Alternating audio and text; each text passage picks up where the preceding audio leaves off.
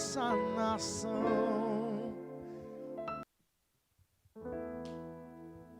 Eu acredito na minha geração. Fui escolhido para mudar essa nação. Eu acredito na minha geração. Fui escolhido para mudar essa nação. Eu acredito na minha geração. Fui escolhido para mudar essa nação. Eu acredito na minha geração. Fui escolhido para mudar essa nação.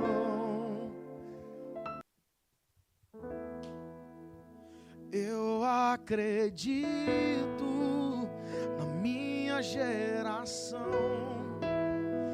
Fui escolhido para mudar essa nação. Eu acredito na minha geração. Fui escolhido para mudar essa nação. Eu acredito na minha geração. Fui escolhido para mudar essa nação. Eu acredito na minha geração. Fui escolhido para mudar essa nação.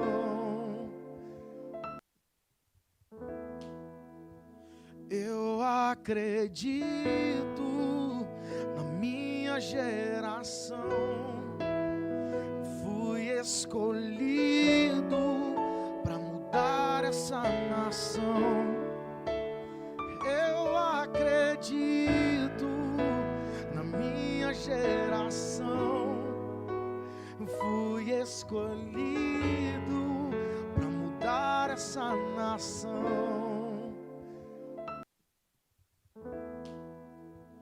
Eu acredito na minha geração. Fui escolhido para mudar essa nação.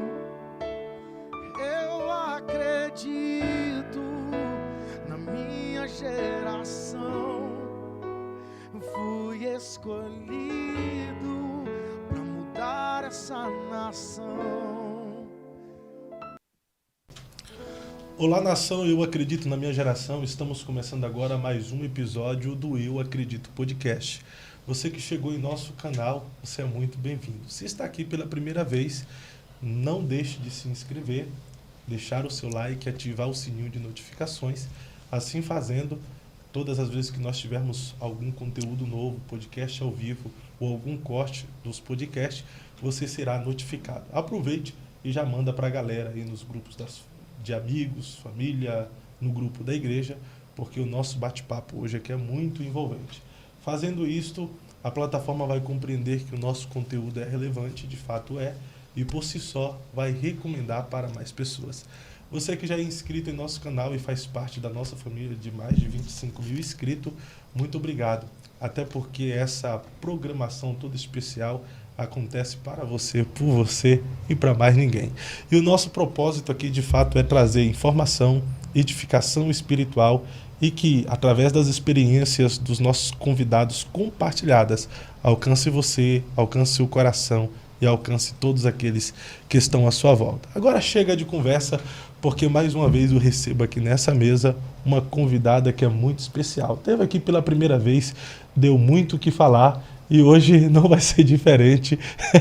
Eu acho que não vai ser diferente, porque, querendo ou não, a missionária Ruth Benigno está disposta a falar tudo hoje. Seja bem-vinda mais uma vez, missionária. Obrigada, pastor Fábio. Eu estou muito grata pela oportunidade de estar aqui novamente.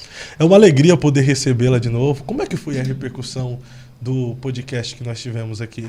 Então, até hoje está repercutindo, né? Eu, assim, já fui bastante procurada ali no Instagram e, graças a Deus, aumentaram os seguidores, né? Tá indo pouco a pouco, né? Porque diz que quem não é apadrinhado, o negócio é mais difícil. É difícil, né? Mas tá, graças a Deus, tá indo bem, né? E assim, algumas páginas compartilharam e eu não tive muita oportunidade de entrar mais profundamente naquele assunto. Então, eu creio que dessa vez a gente vai esclarecer um pouco mais as dúvidas. Até porque o pessoal que comentaram deixaram ali seus pontos de vista, né? Uhum. E a Bíblia, para mim, não é analisada sob um ponto de vista. É analisada de forma teológica e realmente no que foi que o autor queria dizer quando ele escreveu aquilo, quando ele falou aquilo. Perfeito. Refletiu mais positivamente ou de forma negativa? Positivamente, graças a Deus. Na maioria dos casos, as pessoas concordam, embora elas não saibam como se expressar ou como dizer, não, eu estou concordando porque a Bíblia está dizendo assim e assim. Não, eu concordo porque eu venho de uma cultura que a maioria, na sua maioria, são homens que pastoreiam. Então, assim, querendo ou não, o pouco contraponto que tem ali, as pessoas que se opõem são, na verdade, as mulheres que já são pastoras e que, quando eu vejo os comentários dela, aí é que eu tenho mais respaldo e vontade de falar mesmo o que a Bíblia diz sobre esse assunto. Eu achei interessante aquele podcast que você teve aqui, porque você foi de verdade. Existem pessoas que, às vezes, vêm sentar aqui na mesa, não generalizando, mas algumas das pessoas, que elas se colocam no lugar de um personagem. Sim. Não são autênticas. Existem pessoas que eu sei que fora das câmeras, a opinião dela a respeito de um assunto é uma, mas diante das câmeras ela dá uma outra opinião, talvez para não ser cancelado ou para não ser julgado, enfim. E você vê aqui, você foi muito de verdade, transparente, contou sua história de vida, falou sobre situações particulares sua. Eu não sei se foi em forma de desabafo que você precisava colocar para fora, ou foi a sua verdade a ponto de você ter sido aqui o que você é na vida de verdade. Não, eu sou assim, graças a Deus. É a verdade que liberta, é a verdade que traz à luz quem de fato nós somos. Eu costumo dizer que todas as vezes que eu sento para conversar com alguém, que eu olho no olho da pessoa, eu sei quando ela está sendo sincera, quando ela está falando a verdade, porque não tem como você sentar numa mesa de comunhão e ter comunhão com alguém sem que você descubra o que está no coração da pessoa. Geralmente as pessoas me procuram e dizem assim, como é que é congregar ali nos Gideões? Como é que é estar nessa cidade? Como é que é estar nesse lugar? Como se o fato de estar ali, se não fosse uma providência divina, se não fosse o fato de Deus te levar e te fazer prosperar e onde quer que você esteja, não só lá necessariamente, mas se não fosse a graça de Deus, a gente se sustentaria, a gente não se sustenta sem essa graça. Então eu creio que a verdade ela vai trazer luz e libertação. Eu costumo dar o meu testemunho por onde eu passo, porque eu digo que Deus ele usa os improváveis, então a gente tem que renovar o crédito na vida das pessoas que de uma certa forma falharam ou que não tiveram uma vida tão perfeita quanto a de alguns, né? Porque eu sei que Deus alcança alguém lá do lodo, do monturo, do lixo, do pó e levanta, mas Deus também trabalha na vida de pessoas que nasceram na igreja e permanecem até hoje. O meu caso é esse, eu nunca desviei, até falei da outra vez que eu estive aqui, né? Eu nem orelha furada eu tenho, porque a nossa convenção, a convenção lá do estado do Maranhão, ela tem essa prática ainda de usos e costumes, né? Então, assim, a gente não tem a gente não se adequa muito a esse padrão de comunidades, por exemplo, ou de outras igrejas que não tem essa regra dos usos e costumes. Então, o que é que se eu sou uma pessoa lá no Maranhão, por que eu não seria em Santa Catarina ou aqui no Paraná? Eu tenho que ser a mesma pessoa aonde quer que eu vá. Eu sei que falar a verdade, às vezes, ela também te faz ser odiada em alguns contextos. Por exemplo, eu tive agendas canceladas, né? Depois que eu vim aqui que falei acerca do Ministério Pastoral Feminino. E eu só dei uma pequena pincelada, né? Teve pessoas que dizem, você é contra a mulher no pastoreio, então você não vai vir na minha igreja mais porque eu sou pastora. Mas, assim, o fato de a Bíblia dizer isso não significa que eu não devo ir em determinados lugares. Eu vou aonde eu sou convidada ou então aonde Deus abre a porta para que eu vá. Perfeito. Essa expressão sua, a gente precisa renovar o crédito. O que seria isso, renovar o crédito? É porque, assim, eu vejo as pessoas na igreja querendo trazer um monte de gente que está lá no mundo. mas não cuida dos irmãos que estão lá dentro. Porque dentro da igreja, tá cheio de igrejas hoje, por exemplo, que tem pastores adúlteros que estão ali pastoreando. Tem pregadores que estão no pecado, que estão pregando. Por quê? Porque são pessoas que construíram um nome, construíram talvez uma qualidade de estar sempre em alta na mídia, enfim, e as pessoas acabam trazendo, optando por trazer. Não importa como essa pessoa está, eu vou trazer. Mas aquele irmão lá da igreja que caiu, que passou por um processo, que foi envergonhado, que expôs a sua verdade, que trouxe à tona, embora hoje não seja mais obrigatório, em alguns lugares a pessoa possa até ser punida ou processada caso faça isso, né? Caso exponha alguém, dependendo do conhecimento que essa pessoa tem, ela pode chegar, né, às vias de fato, processar e tudo mais. Então, assim, eu penso que a mesma igreja que hoje levanta alguém e dá uma oferta alta para alguém que nem sabe como é que está a vida dessa pessoa, é a mesma igreja que pega um irmão lá de dentro que caiu e deixa ele lá no cantinho e diz, você agora vai ficar tanto tempo aqui, e olhe lá se a pessoa ainda conseguir se levantar. Que eu conheço mulheres, por exemplo, que caíram em adultério e que o homem voltou a ser obreiro logo tão rápido quanto caiu, e a mulher até hoje ela está desviada, porque a igreja não aceitou de volta. Então, se eu quero trazer, por que eu quero trazer um monte de gente lá de fora aqui para dentro se eu não cuido dos que estão aqui dentro? Por que eu quero cuidar das almas que estão se perdendo lá fora, sendo que aqui dentro tem gente ferida, eu não cuido delas e muito provavelmente até expulso elas de dentro para fora? Então, renovar o crédito é isso. É saber que eu tenho que tratar as pessoas da forma como eu gostaria que Deus me tratasse. O que a palavra diz? Tudo que eu quero que tu me faça, eu tenho que te fazer primeiro. Para que eu possa ser abençoada por Deus, eu tenho que tratar todos de igual forma. Eu penso dessa maneira. Mas eu estou sem entender. Por que renovar o crédito? Seria o quê? A pessoa caiu e você dá uma nova chance para essa pessoa? Com certeza. E não só isso. Porque, assim, a gente sabe que todos nós estamos sujeitos, né? O Senhor disse, a Bíblia diz que quem está aí de pé tem que ter cuidado para não cair. Então, assim, quando alguém cai, embora aquela pessoa tenha ofendido primeiramente a Deus, porque todo pecado é uma ofensa contra o Senhor, por exemplo, se você chega a uma via de fato numa situação de adultério. Antes de pecar contra a tua esposa, antes de eu pecar contra o meu marido, eu pequei contra o Senhor. Então, todo pecado é um pecado contra Deus, ofende a santidade de Deus. Então, assim, eu ofendo a Deus através do meu pecado, mas eu vou lá, eu busco me redimir, eu busco restauração, mas a igreja não renova o crédito, diz, não, eu não vou acreditar nessa pessoa, essa pessoa caiu. Há tantos anos atrás, essa pessoa foi pega em tropeço, Isso é renovar o crédito, é eu olhar para aquela pessoa e entender que da forma como eu gostaria que os meus filhos lá na frente fossem perdoados caso eles cometam um erro, eu tenho que também tratar com benevolência essa pessoa que hoje cometeu um erro. Até porque, com a medida que eu meço alguém, eu vou ser medido pelo próprio Deus. Até falei sobre isso, né? A gente tem que ter cuidado antes de semear coisas ruins na vida dos outros, porque aquilo que eu planto, eu colho. A colheita é maior que a plantação. E tem um monte de pai pagando com os filhos aquilo que eles julgaram na vida dos outros. É, verdade. Então, essa expressão segunda chance, uma nova oportunidade, analisar se a pessoa se levantou realmente, dá uma nova chance, que seria a renovação de crédito. Sim, e também quem sonda o coração e quem conhece o coração do homem é o Senhor. Ele diz, eu conheço o coração, eu vou até no íntimo, no profundo. Se o Senhor renovou o crédito, quem são os homens para não renovar? Justamente, ele pega o teu passado, lança no mar do esquecimento e não se lembra mais, é o que a Bíblia diz. Mas o que as pessoas fazem? Ah, não, há tantos anos tu caiu, há tantos anos tu pecou, tu não pode cantar, tu não pode pregar. Quem somos nós para dizer que alguém não pode fazer algo, sendo que o testemunho também gera uma transformação? Porque a mulher samaritana, ela entra na cidade, fala o testemunho do encontro dela com Jesus, o que acontece? Todo mundo acredita nela. E Jesus falou para ela, né? Tu teve 5 maridos, o que tu tem hoje não é teu. Mas ainda assim, a graça de Deus, a misericórdia de Deus se estendeu a ela. E quem somos nós hoje para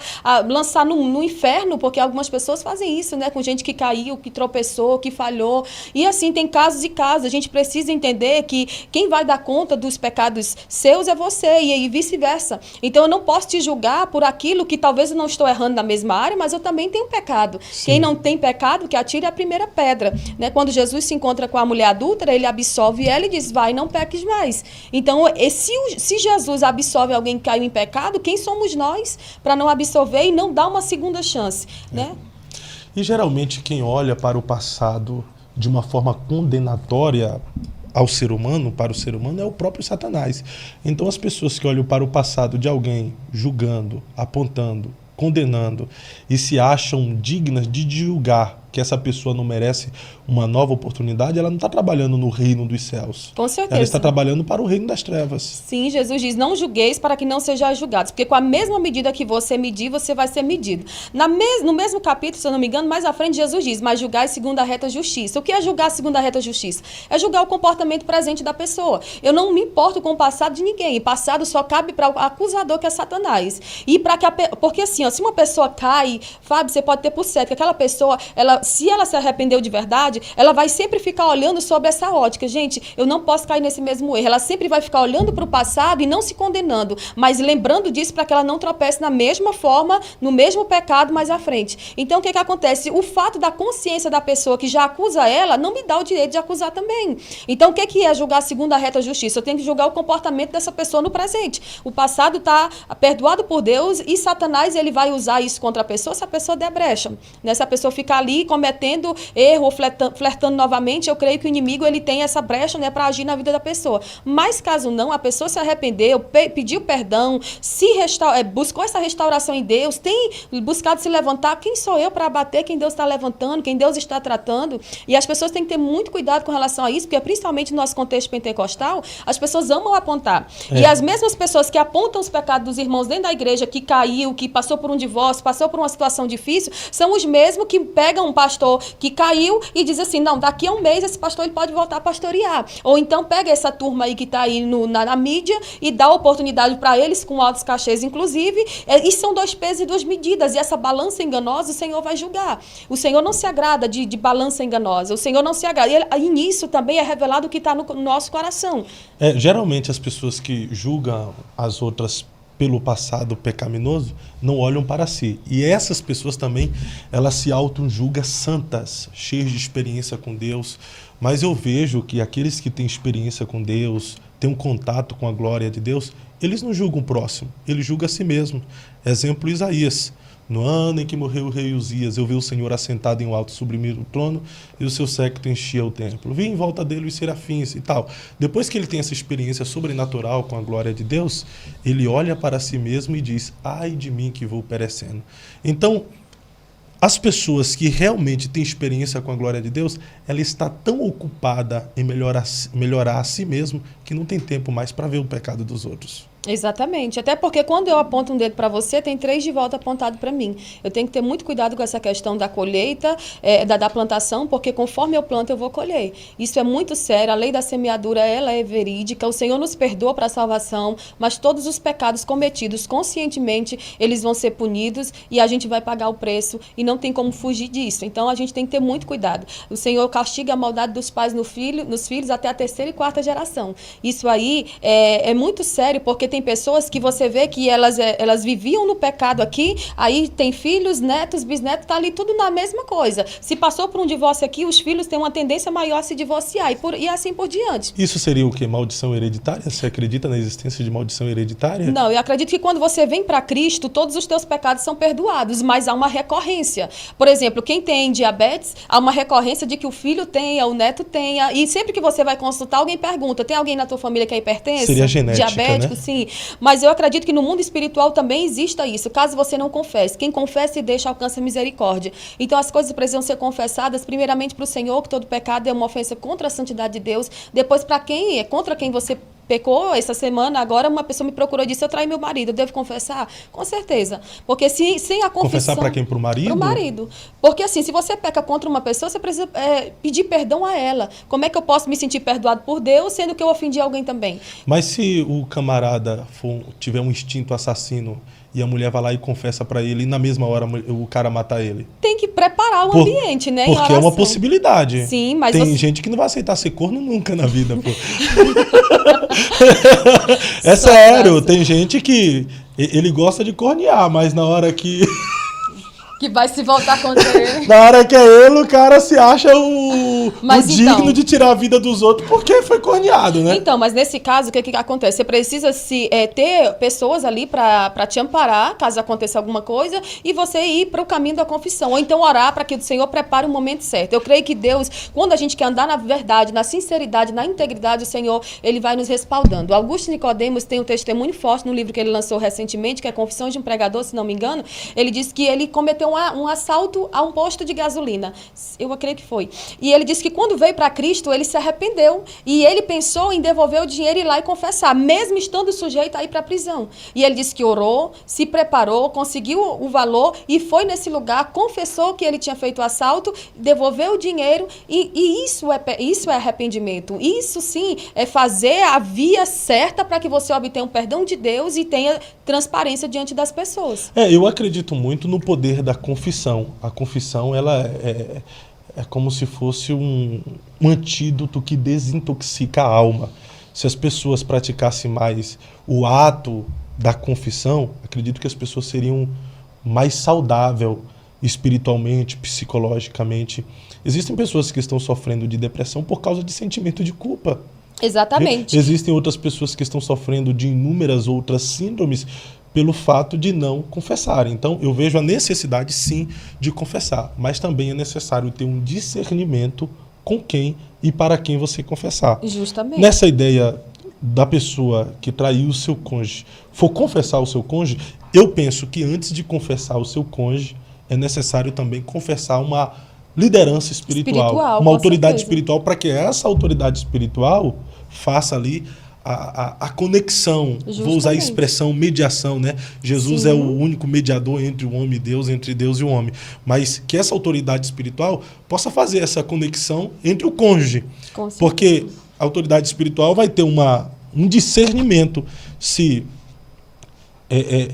haverá a possibilidade da parte ofendida ou vítima na história, perdoar, ou se ele vai ser um assassino. Porque eu sei de história de pessoas que confessaram e perderam a vida. Sim. Mas eu também sei de história de pessoas que confessaram, houve uma reconciliação e, consequentemente, hoje eles vivem bem, saudável e serve de exemplo, de espelho para outras famílias. Justamente. E outros casais. E teve uma restauração. E nesse âmbito da confissão também, se as igrejas hoje estiverem bem equipadas e preparadas com equipe boa de liderança, as pessoas elas vão ter também a coragem de confessar sentimentos antes de confessar pecado. Quem confessa tentação não vai ter necessidade de confessar pecado, porque ela vai ter uma rede de apoio para dizer a ela, olha, nós vamos te auxiliar em oração e você vai vencer. Talvez a pessoa está sendo tentada no trabalho, talvez está sendo tentada até mesmo a abandonar o marido porque ele não corresponde sexualmente, ou a esposa. E se você chega para uma liderança saudável, confessa algo desse tipo, e essa liderança te encaminha em oração, em aconselhamento, você não vai cair no pecado. Então, assim, nas nossas igrejas há uma falta disso, de uma equipe preparada para receber, aceitar, ouvir, aconselhar e não julgar. Porque as pessoas não querem confessar suas tentações porque sabem que vão ser julgadas e mal interpretadas. Então, para isso é necessário ter uma equipe de apoio com psicólogos também, com pessoas preparadas. É por isso que o estudo da palavra aprofundado, o estudo da teologia, ele é essencial para a igreja. Porque se não tiver uma base saudável na igreja, nós não teremos êxito nessas áreas. Nem em áreas de quem já caiu e nem em quem está tentando se levantar antes que caia. Porque tem gente que já está prestes a cair no precipício. Mas aí Deus, por misericórdia, encaminha essa pessoa a alguém preparado, que vai ouvir, não vai julgar. Eu, por exemplo, já cheguei a conversar com pessoas que depois expuseram a minha vida até de forma mentirosa para os outros. Falta de preparo, falta de realmente viver aquilo que está dizendo servir. Não, eu sirvo a Deus, eu sou mulher de Deus, tá, mas a língua não é convertida, porque está cheio. É verdade. E, infelizmente, você falou algo aí que ocorre muito nas lideranças, não generalizando. Existem liderança sadia, existem liderança transparente, existem lideranças não hipócritas, mas existe uma boa parte de hipócrita. Mas eu estive em uma igreja aqui em Curitiba esses dias, pastor Sênio lá é bem amigo meu, vou até revelar aqui, o Alvo Church, bispo Rafael querido, beijão no seu coração, e quem estava pregando era a esposa dele, a bispa de Querido. Cara, ela falou algo em púlpito para mais de 1.500 pessoas, Léo. Ela falou, o meu marido, ele tem liberdade de confessar suas fraquezas para mim. Tem horas que ele chega em casa e fala, amor, eu passei na rua, andando na rua hoje, e eu olhei para uma mulher que estava muito sensual. Foi impossível não olhar. E para mim, eu recebo isso natural. Porque ele tem liberdade de confessar para mim, eu tenho liberdade de confessar para ele, e ali a gente vai fechando as brechas. Sim. Agora, quando o cônjuge não tem liberdade de confessar uns para os outros, aquilo ali vai se tornando uma bola de neve E quando vê, já caiu. E é interessante que eles são líderes da igreja e revela isso no altar da igreja.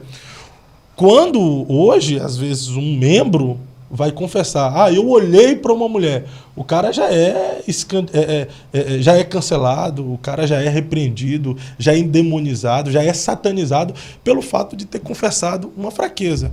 Porque a maioria mostra uma falsa aparência de santidade, mas são, de fato, sepulcros caiados. Exatamente. São lindos, belos, perfeitos por fora, mas é uma podridão por dentro. Então, eu acredito que se as pessoas conversassem mais, confessassem mais, falassem mais das suas fraquezas uns para os outros, principalmente para um cônjuge. Tem um amigo meu que antes de casar, ele fez uma confissão para mim, que ele sofria de um ciclo vicioso específico, pornografia. Uhum. E aí eu falei, cara, você quer viver bem em seu relacionamento? Confessa para sua esposa. Porque a única pessoa que vai ter a maior capacidade de te ajudar é a sua esposa. Você vai falar, olha, eu tenho essa fraqueza e eu vou precisar da sua ajuda. Ela vai tampar as brechas nessa área. Pô, ele fez isso, seguiu minha orientação. E vez ou outra eu converso com ele, ele fala, cara, foi o melhor conselho que eu recebi na minha vida. E minha esposa, ele fala, até hoje eu luto contra isso. Mas a minha esposa me ajuda, eu confesso, eu falo com ela me dá força. E ela, ao invés de me julgar, ao invés de me condenar, ao invés de ficar triste, ela tem sido um amparo e uma base para que eu possa vencer essa minha fraqueza. Isso é muito importante, porque se você sabe com quem você convive, você já tem uma inclinação maior para confessar tentações, para confessar deslizes, para confessar falhas de caráter, né? Porque todos nós temos falhas em várias áreas da nossa vida. Por exemplo, alguém é falho, tem essa tendência para cair na pornografia, outros na mentira, outros até mesmo em pequenos furtos, né? Eu cheguei a ver já casos de pessoas que elas têm essa tendência, elas entram num lugar, elas têm aquela vontade de pegar uma bala, de pegar alguma coisa, e isso é uma falha de caráter, né? Mas se você vai confessando isso, a pessoa que está do teu lado, ela tem a inclinação já de te ajudar, de te cobrir para que isso não alcance, esse mal não te alcance, esse mal não te envergonhe. Porque uma vez que você é envergonhado, você envergonha toda a sua família. Filhos, cônjuge, e pais, irmãos, enfim. Então, é necessário termos esse equilíbrio, né? Na verdade, porque quem confessa tentação, ele não vai confessar pecado. Uau, isso é fato, isto é verdade. Quem confessa tentação, Léo, leva pra vida isso aí, viu? Quem confessa tentação não confessa pecado. Como é o nome da irmã ali? Célia. Irmã Célia, ó, leva pra vida. Quem confessa tentação não confessa pecado.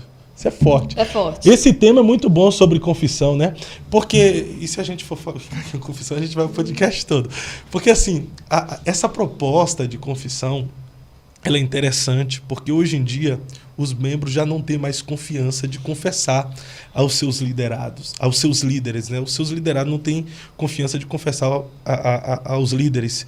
Porque antigamente havia essa exposição. O cara vai lá, confessa para o pastor vai expor, vai falar o nome do pecado, com quem foi, e vai na frente da igreja para pedir perdão, né? Lá no Maranhão tem isso ainda. Ainda tem. Então, assim, as pessoas ficaram muito receosas com o passar do tempo de confessar. Mas o gabinete pastoral não é para ser uma masmorra espiritual. O gabinete pastoral é para ser um hospital. Justamente. Aonde vai alguém ferido, porque o pecado é como se fosse uma arma que fere o ser humano, que machuca o ser humano. Ele vai ferido até o gabinete pastoral como um hospital, para lá ele pelo menos sair com um curativo, sair com uma ata nas suas feridas, para que ele viva o processo de cura. Mas, infelizmente, alguns gabinetes pastorais são masmorra espiritual. O cara sai dali, a história dele daqui a pouco se torna notícia em toda a igreja, em toda a comunidade. Aí o cara fica constrangido de voltar para a igreja porque todo mundo está sabendo, sendo que ele confiou no seu líder, no seu pastor, confiou na sua liderança em confessar algo que ele percebeu a necessidade de ser curado. Alguém que procura uma liderança para confessar, ele está já numa ferida tão profunda que ele fala, eu já lutei com minhas forças, eu não consegui. Eu já tentei de algum jeito e não consegui. Eu vou pedir orientação, ajuda, cura ao meu líder espiritual. Aí, de repente, cai no jornal da fofoca e destrói a vida do camarada. É aquele pedido de oração disfarçado de fofoca. Olha, nós vamos orar pela irmã porque ela está sendo traída, porque ela está sendo agredida pelo marido. Vamos orar porque, olha, assim, eu só vou te contar só para a gente orar. Mas, assim, a nossa liderança, ela precisa de preparo. E assim como no meio secular... Não generalizando, né? Vamos não, mas assim colocar como no meio aspas. secular, a gente precisa estar fazendo reciclagem. Por exemplo, você fez um curso de medicina. Você tem que vir e mexe, estar fazendo um seminário, uma conferência, algo para... Porque as coisas vão atualizando, assim também na igreja. Ou, por exemplo, hoje essa questão de exposição de pessoas, se acontece, a pessoa ela está passiva de ser processada. A igreja, o pastor, enfim. Então, assim, a gente vai atualizando, não a Bíblia, né? Mas as nossas práticas. Então, a gente, para ter um preparo melhor, para atender as pessoas conforme as suas necessidades, o que a gente precisa fazer? Tá se preparando. E quanto mais preparado você está, menos você vai constranger as pessoas, menos você vai envergonhar as pessoas, sabendo que o que eu faço com alguém hoje, eu estou podendo lançar a alma dela no inferno. E isso é muito sério. Se você olhar a vida sobre essa ótica da eternidade, da criação, que Deus fez tudo perfeito, da queda, né, que trouxe o pecado para o mundo e por isso tudo hoje está deturpado pela queda, mas Jesus veio para nos redimir e no final das coisas nós vamos estar plenamente redimidos com Cristo. Se a gente olhar sobre a vida nessa ótica da criação, queda, redenção e consumação, a gente vai passar a tratar as coisas com a ótica eterna, não com uma ótica passageira, não por vingança. Ah, eu vou falar isso aqui contra alguém que eu estou sabendo porque essa pessoa já me prejudicou. Não, vou fazer isso aqui, medir e tratar e revidar ofensas da forma como eu recebi. Então, a liderança, por exemplo, se é uma liderança saudável, ela vai saber tratar aquele irmão que é um irmão difícil, que a pessoa não gosta. Aquele irmão chegou e disse, olha, eu passei por uma situação de adultério, eu preciso confessar, eu vou aceitar a disciplina, eu preciso confessar para o meu cônjuge. O que essa liderança vai fazer? Em oração, vai diante da presença de Deus, vê qual é a saída, biblicamente, o que se faz ali, chama as partes, ora, restaura e abençoa. Se não é uma liderança saudável, e se é um irmão da igreja que a pessoa, por exemplo, não gosta muito, se a pessoa traz, ela já nem vai trazer. Então, por isso, tem muitas coisas incubadas dentro da igreja, porque os líderes não estão preparados. Por que Jesus reclama e corrige os saduceus? Vocês estão errando, porque quem não conhece as escrituras não conhece o poder de Deus. É por isso que o movimento neopentecostal hoje está da forma como está também, porque para o povo hoje tudo é poder. É por isso também que hoje as pessoas não têm mais coragem para trazer suas confissões diante de um líder, porque sabe que se esse líder for despreparado, ele vai acabar com a reputação dele e muito provavelmente nunca mais essa pessoa vai encontrar restauração. Tem uma pessoa, Ruth, vamos lá, alguém que acredita no seu chamado, alguém que tem a senhora como mulher de Deus e ele cometeu um pecado. Aí ele vai chegar para você assim e vai pedir um conselho. Missionária Ruth, pequei, confessei a Deus. Devo confessar ao meu líder também? Qual seria a sua resposta? Com certeza. O caminho para a restauração é a confissão. Sem confissão não alcança misericórdia nem de Deus e nem dos homens. Por que que hoje as cadeias estão cheias de pessoas que cometeram delitos? Porque antes de cometer esses delitos, elas não foram aconselhadas de forma correta, talvez, né? Eu digo talvez porque tem muitos filhos de pai crente que estão hoje lá e foram aconselhados que não deveriam entrar pelo mundo do crime porque não valia a pena, não compensava, enfim, mas optaram. Cada escolha vai gerar suas consequências. Mas, num quesito desse, eu creio que a confissão, para que haja uma restauração, ou até mesmo não da parte ofendida, é necessária a confissão. Porque quem confessa e deixa alcança misericórdia. E nós precisamos da graça de Deus e da misericórdia de Deus para continuar caminhando. Eu prefiro caminhar olhando para o passado e sabendo que eu caí, mas que em Deus eu busquei essa restauração através da confissão, do que viver uma vida, como você já falou, um sepulcro caiado, sem confissão, sem restauração, carregando algo, deixando uma brecha para que Satanás viva agindo na minha vida, porque não adianta, com a brecha aberta, Satanás vai entrar e vai fazer a ciranda, e aí eu vou continuar me arrastando e não vou chegar ao céu no final das contas, porque está cheio de gente hoje que não está indo nem para o mundo e nem está servindo a Deus de forma correta, porque não conhece a Cristo de verdade. Está em cima do muro e o muro é do diabo. Justamente, e muito provavelmente essas pessoas vão acordar no inferno. Meu Deus do céu, misericórdia. Você não tem misericórdia dessas pessoas, não? Eu tenho e oro para que o Senhor alcance elas com a verdade. É a verdade que vai trazer a libertação. Por exemplo, o Eutico. Paulo está pregando e Eutico está na janela. Muita gente viu o Eutico na janela, mas a Bíblia não diz que ninguém foi lá e repreendeu ele. Quando o sono vem, e o sono vem para todos, veio para as 10 virgens, não foi só para as 5 loucas, veio para as 10. Todas elas dormiram. Eutico dormiu também. E quando o Eutico dorme, ele cai para o lado de fora. E quando ele cai para o lado de fora, as pessoas olham e dizem, morreu, enterra. E Paulo, por ser cheio do Espírito Santo, ele vai lá, ele para o que está fazendo, ele desce, ele se inclina, se coloca no nível da pessoa que caiu e ele diz, não, ainda tem alma aqui nele, ainda tem vida nesse rapaz. Paulo renovou o crédito do Eutico. E restaurou a vida dele também. Que maravilha, que bênção.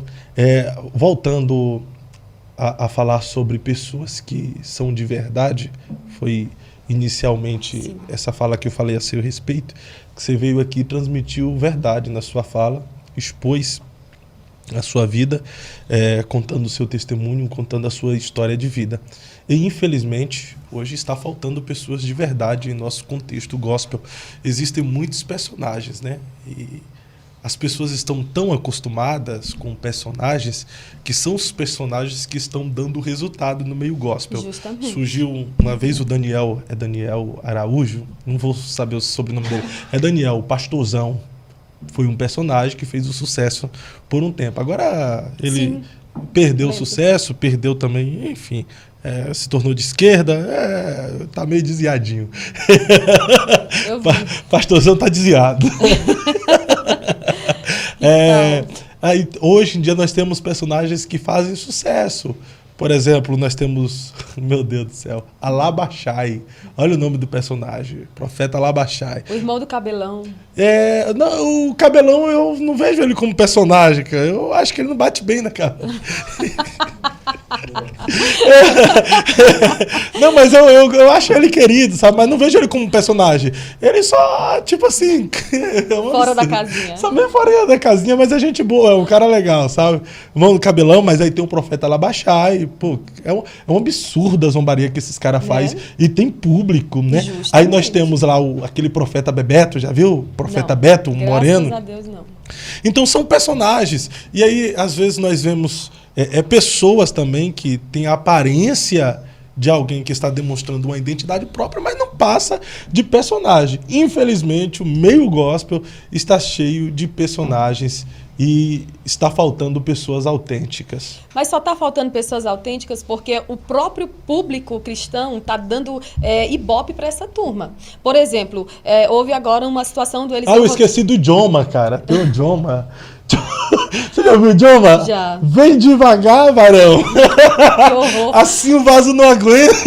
Pra acabar, irmão. Que horror. Joma. É a treva. Não, e o pior é que tem público, irmão. Justamente. Por exemplo, você vê um pastor O que equilibrado... aconteceu com o Eliseu, que você Por quer exemplo, falar? você vê um pastor equilibrado como Eliseu Rodrigues. Você vê um pastor que é pastor de mídia como o Leonardo. Não fale mal do Leonardo, não, que eu vou falar um negócio, ó. Leonardo Salles é um cara humilde. Tem um monte de defeito dele, viu? Mas como pessoa é um cara humilde, não, mas não simples. É isso. Ah. Não estou medindo isso no crivo, estou falando de questão de Bíblia, da questão bíblica, do conhecimento. Não estou tocando no ministério do ungido. Eu estou falando na questão de divergências teológicas, por exemplo. Eu não estou falando do que ele foi expor, o pastor, enfim, e dessas questões. Mas o que eu estou falando? Quem é que tem mais, por exemplo, mais defesa? É o pastor Eliseu Rodrigues, que está aqui numa vertente assembleiana, que está defendendo usos e costumes, que está defendendo a Bíblia mesmo na sua essência, porque eu defendo o pastor Eliseu Rodrigues como uma das pessoas na atualidade que mais tem buscado seguir a forma bíblica de pregar. Né? E aí o que acontece? O pastor vai lá dizer que a pregação dele faz dormir. E o que acontece? Os seguidores dele vão lá em peso defender ele, vão lá no Instagram do pastor Eliseu Rodrigues, atacam o pastor Eliseu e defende o outro. Então, assim, por que a gente não fica do lado, não se une, o povo de Deus não se une como um todo para dizer assim, quem está certo e quem está errado? Porque a Bíblia diz que a gente tem que julgar segundo a reta justiça. justiça. Eu vou julgar quem? A vida de um homem de Deus que está ali buscando viver e agradar ao Senhor na defesa do evangelho, ou eu vou buscar defender alguém que é neopentecostal. Eu não estou tocando aqui na unção, na graça e nem na pessoa dele, porque eu não conheço. Mas é um neopentecostal que faz eventos para atrair multidões, que já caminhou bastante com a pastora lá do Pix também, que ali não é um exemplo de mulher de Deus, de modelo, um perfil de mulher de Deus, não é só pela forma como se veste. Tá falando de quem? Da Renálida, Renálida. mas também da forma como ela tem se comportado publicamente. As mulheres de Deus, elas são reconhecidas pela modéstia, são reconhecidas pelo equilíbrio. Aí a mulher vem para uma rede social e diz que todo mundo tem teto de vidro, que a gente tem que ter cuidado disso ou daquilo. Não. Quem está na mídia merece sim ser julgado pelo comportamento, claro. Mas, vamos lá, vamos por tópico. Vamos falar aqui do Eliseu e do Leonardo. Não falar deles, mas... Da situação, do contexto que nos envolve. Porque aqui a gente não fala de ninguém.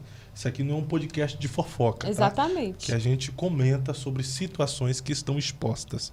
Sim. Com conteúdo bíblico, teológico e argumentações que sejam plausíveis. Vamos lá. Com certeza. Pastor Eliseu Rodrigues tem meu respeito, tem um grande ministério, é um evangelista, porque ele hoje é um itinerante, ainda que seja um pastor auxiliar Sim. da Igreja Assembleia de Deus Central, em Goiânia.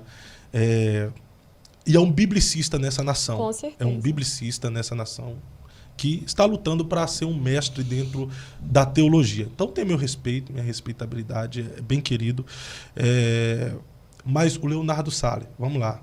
Eu já vi o Leonardo Sale, ele não é profundo em Bíblia, ele não é profundo em teologia. Mas eu já vi pregações dele pregando a Bíblia. Tem alguns erros teológicos? Tem. Mas quem não se aprofunda teologicamente para ser mestre, sempre vai cometer erros teológicos. Mas eu vou ressaltar aqui, eu tenho algumas divergências concernente à ideia do Leonardo Sale. Uhum. Tipo, profecias, existem algumas que eu já vi, assim, o Espírito do Senhor testifica no nosso espírito o que é de Deus e o que não é. Então, eu não vou julgar aqui as profecias, eu vou seguir o exemplo da Bíblia. Entendeu? Melhor, não vou julgar o profeta, eu vou julgar as profecias. Julgar as profecias e não o profeta. Vou seguir o exemplo da Bíblia. Mas assim, Leonardo Sale é pastor de igreja. Ele cuida de uma igreja muito grande no Rio, em São Paulo. Ele tem aí umas 6 igrejas que ele pastoreia, ele cuida.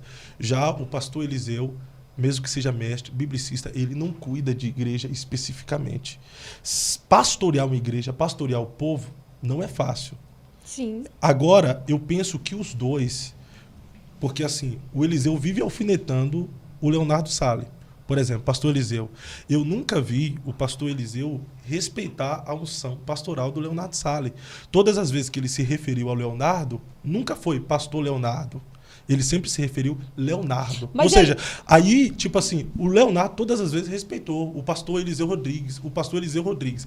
Nesse quesito, os dois, o Eliseu vive batendo no Leonardo, profeta do Pix, falso profeta e tantas outras coisas. Ainda que eu tenha divergências com o pastor Leonardo Sale, mas de forma escancarada, ainda não foi considerado como falso profeta. Mas é aí que está o erro. Você diz assim, não, ele está errando, mas está pregando. Está errando, mas está ganhando almas. Está errando, mas está ele tá pedindo... errando? Não, essa comparação que as pessoas costumam fazer dessa raça de profeta aí. E quem que ele está errando? Né? Não, ele tem seus erros teológicos, ele tem isso, ele tem aquilo, mas ele está pregando. Não, a gente não é chamado para cometer certos erros, por exemplo, em cima de púlpito. E o que Jesus falou, quem não é contra nós é por nós. Mas, no final das contas, que ele disse Gamaliel falou bem assim, ó, se esse povo aí não for de Deus, em muito tempo vai cair, vai sumir como outros vieram. Mas se for de Deus, vai prevalecer. Mas não se preocupe, isso aí é coisa recente. Não se preocupe que quando Deus não está no negócio, ele mesmo faz com que as máscaras caiam. Por exemplo, e tem horas que nem precisa vir um escândalo, até porque ele tem um ministério próprio. Quem foi que consagrou ele a pastor? Não se sabe. É por isso que talvez o pastor não se refira a ele como um pastor, o pastor Leonardo Sale. Tem muita gente, tem muito caso, que eu não sei se é o caso dele, mas tem muitos casos em que você tem uma divergência com o pastor, vai lá e abre um ministério ministério porque você arrebata multidões. E principalmente nessa questão profética, que o povo hoje é levado por profecia de Facebook, profecia de... Olha, quando começou a pandemia, que eu comecei a fazer as lives, meu Deus, o que tinha de gente me procurando, olha, porque eu tô numa situação assim e tal, eu quero que hoje eu vou assistir a live, porque eu sei que você vai ser usada por Deus para liberar uma palavra profética para mim. E eu não sou essa profeta que vou olhar para a pessoa e vou dizer que a pessoa está vivendo no erro, da forma como está e que Deus está abençoando ela. Se você olhar a grande parte das profecias que o Leonardo Sá libera para pessoas em cima do púlpito, as poucas que eu vejo no caso, são pessoas que estão ali que você vê pela forma delas estarem, que elas não são pessoas que têm uma caminhada com Deus, não só pela forma de se vestir, não só talvez pelo comportamento, mas ele mesmo fala em alguns casos que a pessoa acabou de sair do terreiro de macumba e foi ali fazer uma prova com Deus, talvez para saber se ele era homem de Deus ou não. Então, assim, o que se vê hoje, o que Jesus diz, que naquele dia muitos dirão, Senhor, eu profetizei, eu preguei, eu fiz acontecer. Jesus vai dizer que eles não fizeram? Não, Jesus só vai dizer, dá licença que eu não te conheço, afasta de mim que eu não te conheço. Não é porque está dando certo que Deus está aprovando. Não é porque alguém se casou 10 vezes e, agora esse é o 10º casamento, está dando certo. Não é por isso, isso não significa aprovação de Deus. Tem muita coisa que dá certo que Deus não está aprovando. Então pode ser que Deus esteja permitindo para punição, inclusive, desse povo que não quer ser pastoreado por pastores segundo o coração de Deus, e sim por pessoas que estão ali apenas para se aproveitar do dom que talvez Deus deu, porque Deus é fiel e ele dá um dom e ele não vai retrair, não vai tirar, embora a pessoa esteja caminhando para o inferno com aquele dom, muitas das vezes Deus permite, porque Deus quer ver até onde é que a pessoa vai também, se a pessoa vai ter ou não um sentimento de se arrepender, de confessar e de abandonar o altar, porque se você for olhar hoje, muitos desses pastores neopentecostais que surgiram e que já se envolveram em escândalos, eles já estão caindo no anonimato. Por exemplo, Valdemiro Santiago, todas as falas agora voltadas para ele são falas negativas, são falas de que a justiça vai penhorar ou vai leiloar o templo, e você vê que a ascensão dele foi no... Eu vou defender o Valdemiro também aqui.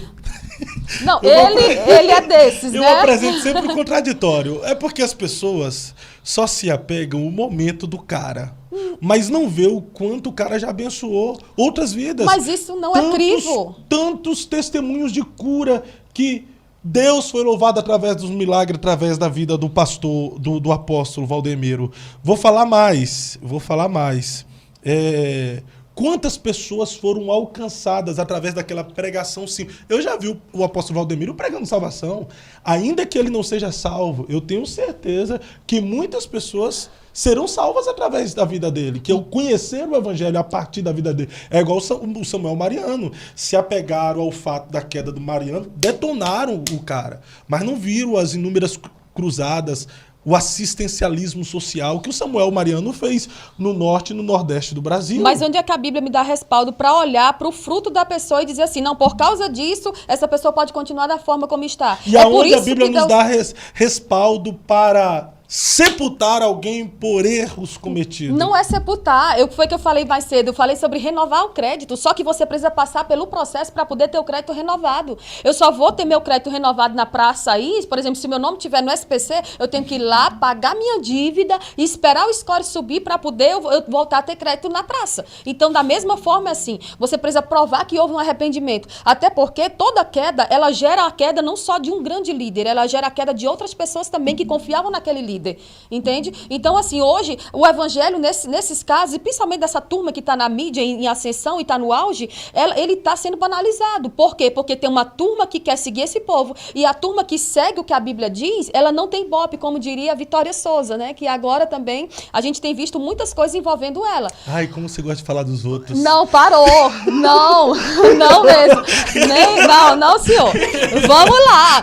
Se está na mídia, tem que aceitar ter um confronto. Você precisa... Você acha que uma pessoa pública tem que aceitar ser confrontada? Com certeza, até porque eu só vou saber que estou errando se eu for corrigida, se eu for confrontada. Então, se a pessoa está errando, ela precisa olhar e dizer, não, se tem alguém me confrontando nisso aqui, eu preciso realmente mudar. Há alguém, por exemplo, que fale, que me critique, talvez porque eu só pregue Bíblia. Ela não é aquela profeta que chama para frente, que faz movimento. Então, isso aqui, eu olho como... Eu digo, não preciso mudar nisso, porque se eu estou pregando Bíblia, amém que eu estou pregando Bíblia. Há alguém que olha olha já para o pessoal que é da turma neopentecostal e vai julgar eles pela forma como eles estão pregando também.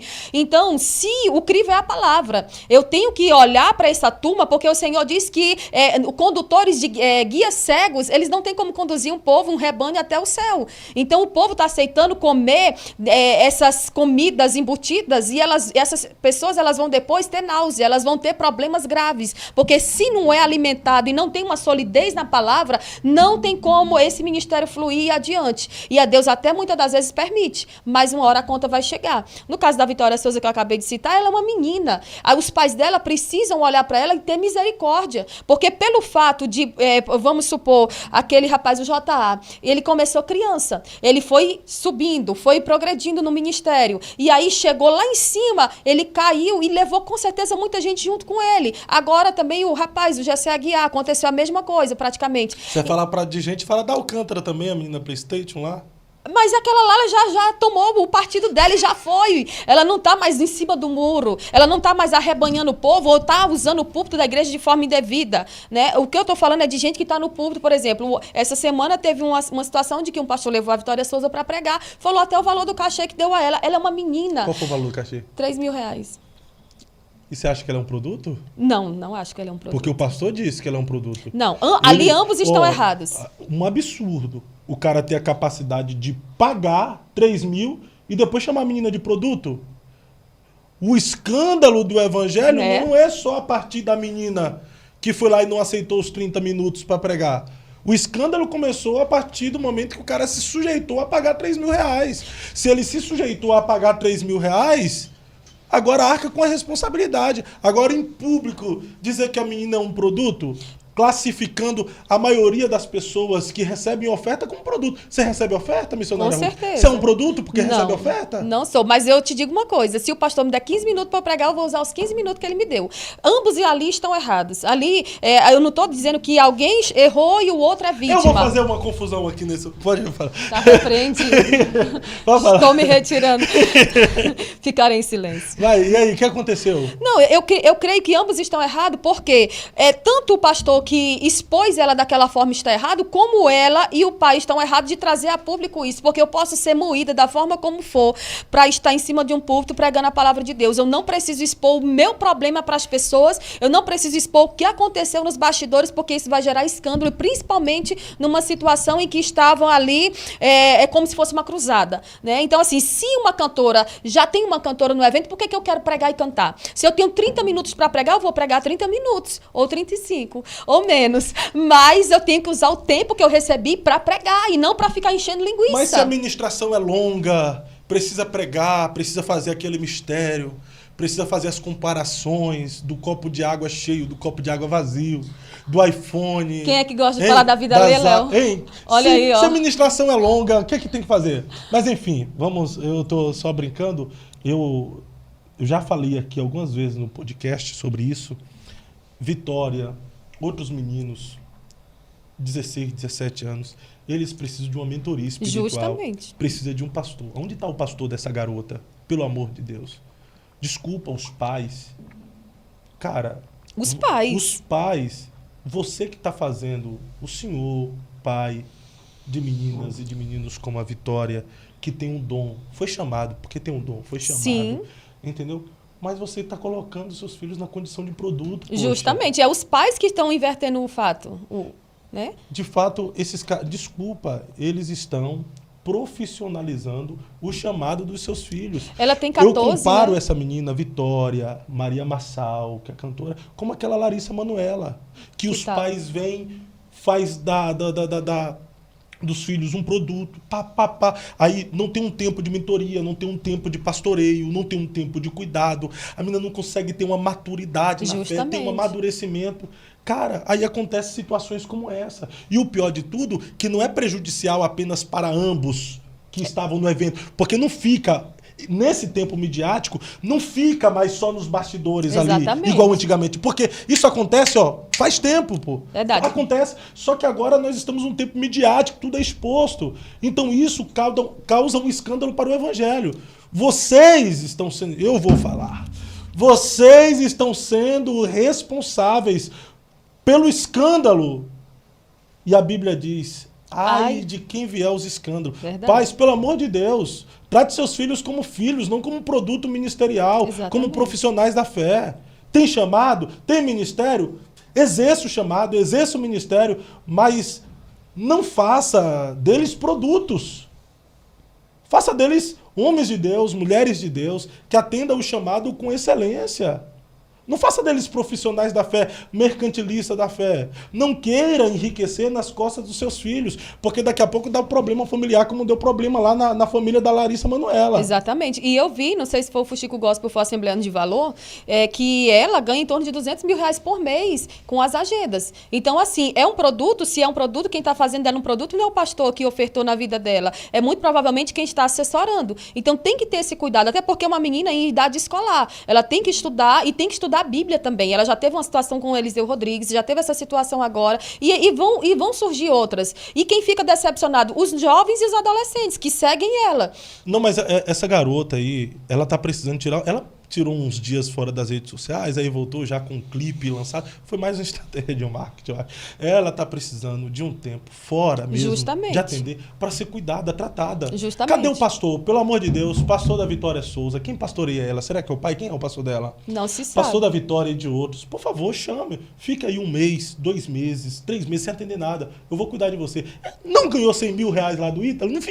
Não tá precisando. Sim, a situação dela lá, justamente. E essa questão aí do Ítalo já traz pra... Porque, assim, tá cheio de pessoas hoje profetizando bênção na vida dos influencers. Pra quê? Pra crescer também nas redes sociais, crescer em estima diante deles e pra que o nome fique aí solto na mídia. Por exemplo, eu tenho poucos seguidores, você também não tem tantos, né? Mas essa turma que tá lá infiltrada no meio desse povo, que fala o que eles querem ouvir, elas estão no auge. É 2 pesos e 2 medidas. E com relação a isso, eu fico do lado do Eliseu Rodrigues. Tem que ser radical, tem que bater, tem que pregar a verdade, porque é a verdade que vai trazer libertação. O Brasil está da forma como está, e se a igreja não se posicionar, ele vai cair ainda mais, vai entrar Eu acho necessário ladeira um abaixo. confronto pela palavra.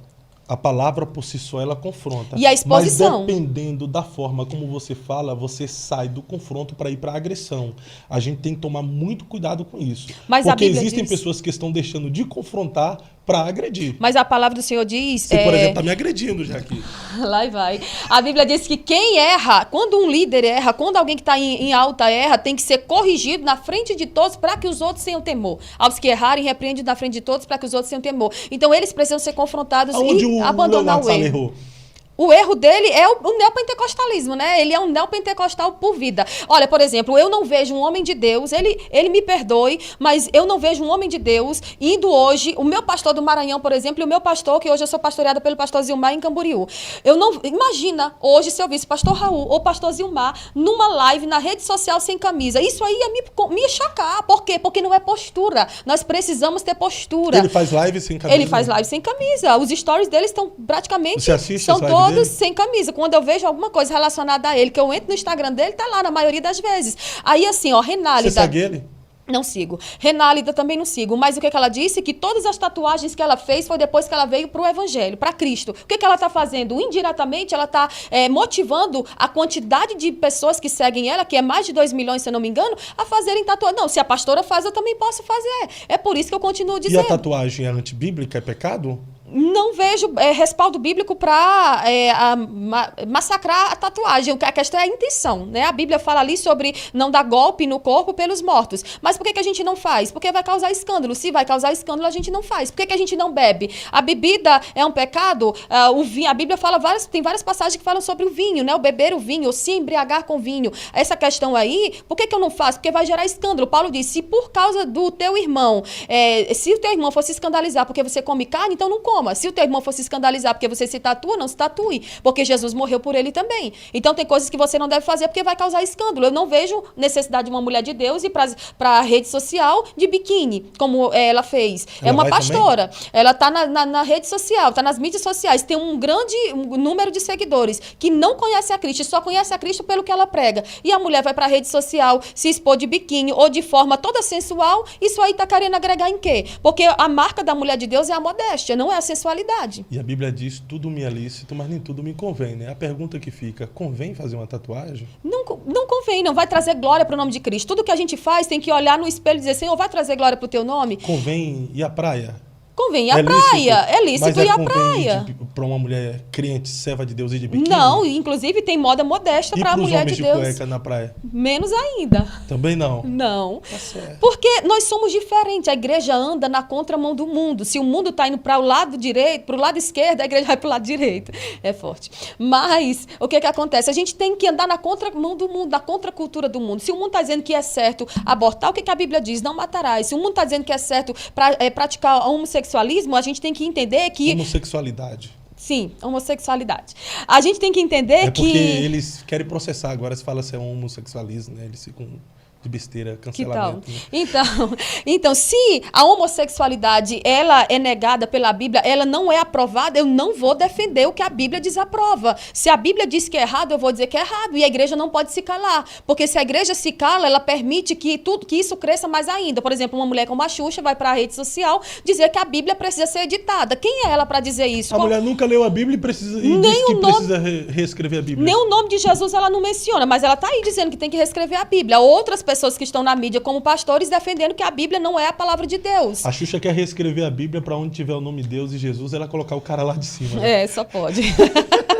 Então a gente precisa ter muito cuidado com isso, porque a gente está aceitando e engolindo essas coisas como se fosse certo, quando na verdade nunca foram. E nós vamos prestar contas disso a Deus. Toda omissão ela será prestada contas a Deus. Por que a igreja está se omitindo? Por que a igreja está se calando? Por que a igreja está aceitando engolir isso? Por que a igreja hoje não promove também uma passeata da família tradicional, como houve num país? Eu não lembro qual país que teve, mas todos se posicionaram e foram aplaudidos. Por quê? Porque enquanto a igreja se cala e deixa de promover algo que seja produtivo e para mostrar que nós somos a maioria, o mundo está querendo fazer com que a minoria seja engolida. Mas eu acho que se ir para a rua como família acaba mostrando que a gente está perdendo. A gente não precisa disso. Porque o que é verdadeiro não precisa, assim, de imposição humana para ser exposto. Todo mundo já sabe. Mas se quem tem que fazer passeata mesmo, fazer esses protestos, é quem quer direitos, né? Mas eles estão ganhando os direitos. Por quê? Porque a igreja não está se posicionando também. Mas não é por também. causa das passeatas. Eles estão adquirindo os direitos por causa do Congresso Nacional. E também pela defesa, pelos movimentos que eles fazem. Não, Todas então, as vezes... Mas os movimentos só são aprovados através do Congresso Nacional, não por causa de passeata. Por exemplo, vamos lá agora, está tendo passeata do Exu, do Satanás. Isso quer dizer que agora no Brasil vai haver uma lei favorável, apesar que está tendo, né? Já está tendo. No Maranhão o bicho está pegando lá, que diabo não pode mais ser chamado de diabo, nem expulso. Não sei, saí de lá faz tempo. O diabo agora tem que ser chamado de entidade, né? A gente está vivendo em um tempo tão difícil que demônio não pode mais ser chamado de demônio. O pote está mijando no cachorro. Me siga para mais memes. Missionária, mas vamos lá, eu preciso saber. Você falou que o Leonardo Salles perdeu crédito por causa disso, por causa da exposição, tatuagem? Não, pra mim, na verdade, ele não perdeu porque eu nunca construí um crédito assim com relação a ele, porque eu não sigo ele. Mas tem muita gente que o apoia. Vitória Souza perdeu crédito por... Não, ela não perdeu crédito também porque, assim, o que eu vejo a Vitória hoje é como alguém que está precisando de ajuda. Ela tá, assim, quando eu a vejo, eu vejo assim, meu Deus, essa menina tá precisando de ser ajudada, inclusive na forma dela se vestir, que esses dias eu vi ela com a roupa nada com nada combinando. Mas, enfim, ela precisa de alguém que faça essa parte de mentorear ela de forma correta. Precisa, sim, de uma ajuda de um psicólogo para não ir pra internet chorando, desabafando, que se tudo que acontecesse comigo eu fosse expor na internet, então eu vivia me expondo. Mas é necessário a gente se preservar. Então, assim, à medida que você é exposto, você tá dando abertura para que as pessoas julguem teu comportamento. Valdemiro Santiago perdeu o crédito? Com certeza, né? Por quê? Pelo fato de que ter se envolvido em tantas questões de escândalo financeiro. Porque um homem de Deus, a Bíblia diz o quê? Que não é dado a homens de Deus, a mulheres de Deus, ao povo de Deus se envolver nesse tipo de situação. Tanto com... Porque para algumas pessoas, escândalo é só área sexual, mas não é. Escândalo é tudo que envolve algo que vai chocar as pessoas, que vai trazer tristeza pro coração dessas pessoas e fazer elas desanimarem do evangelho. Perfeito, missionária Ruth. Pessoal, nós estamos aqui em mais um episódio do Eu Acredito Podcast. Se você chegou em nosso canal e está aqui pela primeira vez e ainda não é inscrito, se inscreva aí agora no nosso canal, tá bom? Hoje nós estamos recebendo aqui mais uma vez a missionária Ruth Benigno. Hoje ela veio com a língua afiada, irmão.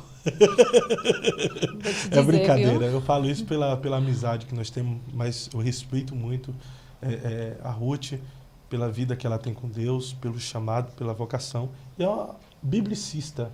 Eu conheci a Ruth, ela começou a fazer live na página Eu Acredito na Minha Geração. 2020. 2020, né? Isso. Profetizou muito lá, Ruth? Não, eu preguei.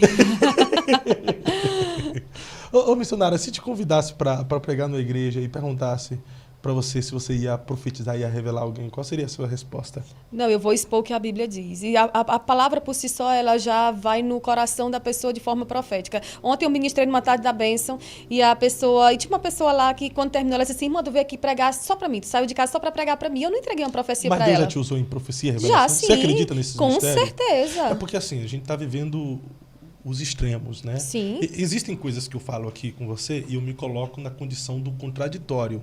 Não é porque eu estou do outro lado, é porque eu preciso apresentar o contraditório para sugar o máximo do seu conhecimento. Então, sempre vai ter oposição. Porque se nós dois ficar falando na mesma linguagem aqui, vai ficar chato o assunto. Sim. Então, tem que ter bagunça. O Léo fala aqui que nesse podcast o que dá resultado é o que, Léo? Fala aí. Choro. Briga. E o que mais? Polêmica. Choro, briga e polêmica. Então, tem que... Hoje eu não vou chorar, não. Mas então, nós estamos vivendo os dois extremos. Ao mesmo tempo que nós temos os cessacionistas, aqueles que desacreditam da existência das manifestações dos dons espirituais, e eles fervem na internet, viu? São um monte de intelectuaizinhos que ficam criticando o movimento pentecostais. Dizendo, esse negócio de dons, de profecia, de mistério, de movimento do Espírito é coisa de bitolado, é invencionice de pentecostais. Eles desacreditam. Então, essa galera está tendo um público que está abraçando muitos jovens, principalmente os jovens pentecostais, que cresceram acreditando na manifestação sobrenatural do Espírito Santo. Só que aí a gente tem um outro extremo que acaba sendo motivo de chacota e zombaria para o movimento pentecostal clássico, que é sadio, que é saudável e que é verdadeiro, que são aqueles que beiram a idiotice, que é os pentecostais extremistas, que entra aí, de fato, aqueles que eu falei, que brincam com línguas estranhas. Por exemplo, o Joma. Joma, ele é apelidado de Joma através de uma das palavras de línguas estranhas. Aí perguntaram para ele, o que é Joma? Ele disse, é um espírito guerreiro que saiu das matas virgens. Isso é Satanás, poxa. Exatamente. É diabo para banalizar um movimento verdadeiro e do céu, que é o movimento pentecostal. Então. Aí vem o profeta Alabashai. Cara, Alabashai também já é originalizada de uma palavra que para nós é mistério. Sim. E aí tem muita gente brincando. Tudo começou de forma com humor, né? Lembra da época, Jacinto do Manto e tal, que ele foi repreendido até pelo pastor Silas Malafaia por falar em línguas estranhas. Agora ele parou. Mas assim, começou essa galera brincar com línguas estranhas através do humor. Aí agora se tornou, de fato, bizarrice e idiotice.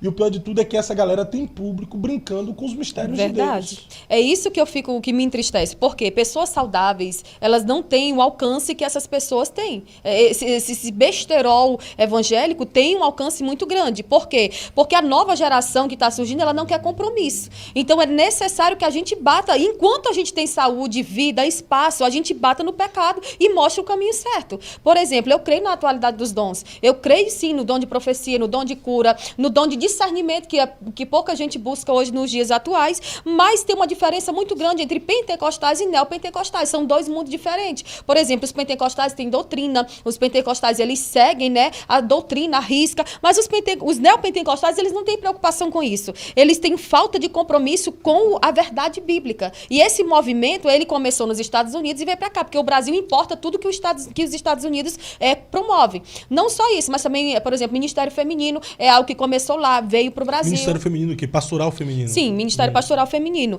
Porque todos nós somos pregadores, mas há um Ministério Pastoral Feminino que a Bíblia não respalda. Mas continua sobre as bizarrices do Sim, justamente. Mas sobre isso, o que acontece? A gente tem que conhecer a palavra para a gente se opor a isso. Eu, por exemplo, não dou ibope para esse povo, eu não sigo, porque se eles não têm público, eles vão abandonar, eles vão parar. Com o tempo, eles vão deixando essa prática idiota, né? Se, por exemplo, não tiver pessoas que se dizem profetas e vão pregar, e vão, pregar não, vão liberar a palavra profética de bênção na vida, por exemplo, do Carlinhos Maia e do marido dele, que estão ali, né, em uma posição alta ali nas mídias sociais. E se não tem alguém que vai lá e profetiza bênção na vida deles, você sabe que aquela pessoa não vai ter o ibope que ela teria se ela faz uma coisa como essa. Então, assim, tem a turma que vai lá e libera a palavra profética. Isso vai trazer vergonha para o evangelho verdadeiro, porque a gente não tem se posicionado. Então, o que acontece? As páginas precisam dar visibilidade para quem prega a verdade, para quem fala a verdade. A mídia tem que voltar para os verdadeiros. É por isso que eu fico com o pastor Gesiel Gomes, pastor Eliseu Rodrigues, sim,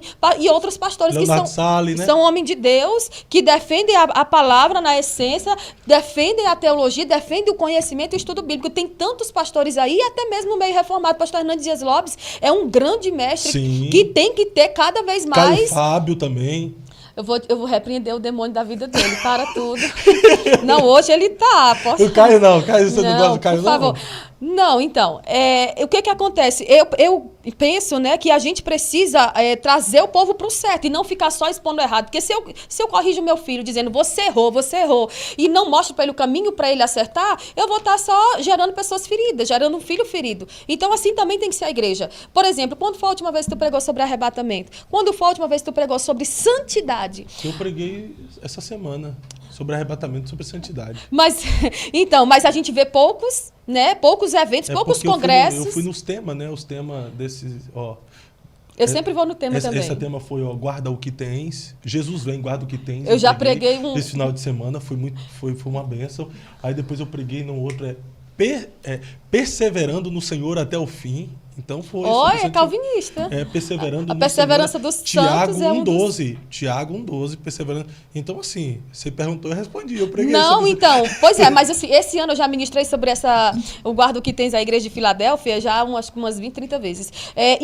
Infelizmente, mensagem, né? Não estou repetindo mensagem, é as igrejas que estão sem criatividade para fazer tema para os congressos. Mas aí o que acontece? Eu sempre prego no tema, sempre vou ministrar no tema que eles me propõem. Mas o que acontece?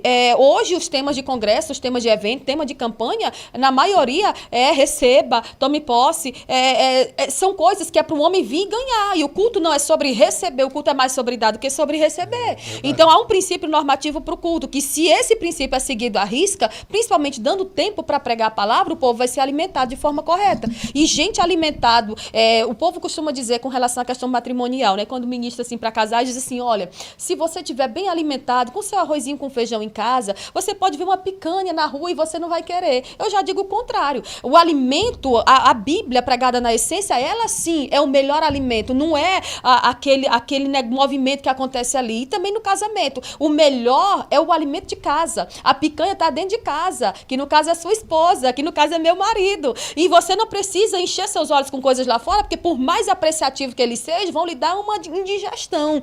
Então assim também é o evangelho. Ou eu sou radical com relação à questão da pregação do evangelho, porque é a radicalidade que me trouxe para essa vida de santidade que eu vivo hoje. Porque eu já convivi com contextos, né, pecaminosos no nosso meio, que eu olhava e dizia, poxa, essa pessoa admirava tanto ela e agora eu vejo que ela tem essa falha. Eu sei que todos nós temos falhas, mas uma coisa é eu cair aqui, bater a poeira, me levantar e ir em frente. Outra coisa é eu me conformar com esse pecado e continuar praticando ele, porque ele vai me lançar no inferno e quando ele vier à tona vai decepcionar muita gente. Mas o que acontece?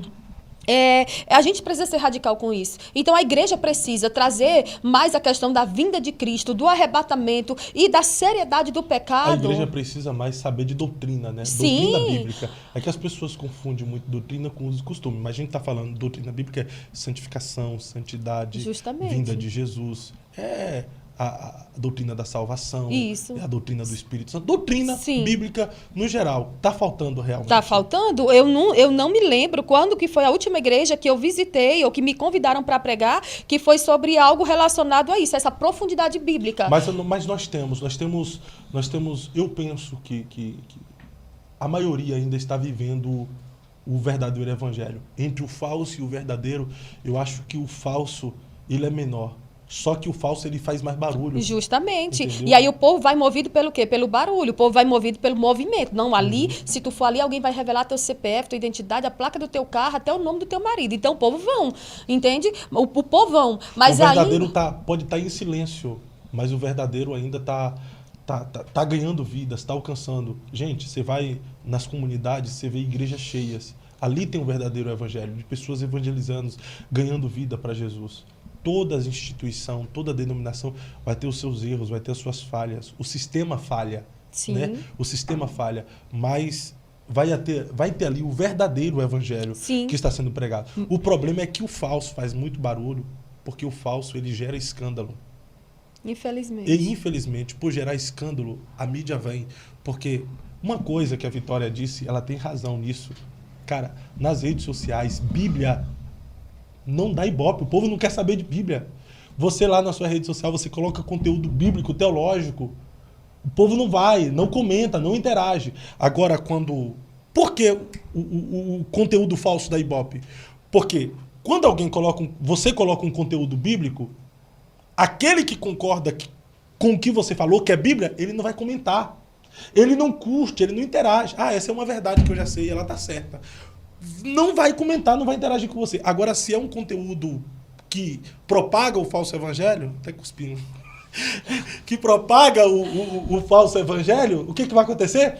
Esse que sabe do verdadeiro evangelho vai lá e comenta. Ele dá engajamento, poxa. Pois é. Porque daí vai vir um fã da pessoa e vai combater.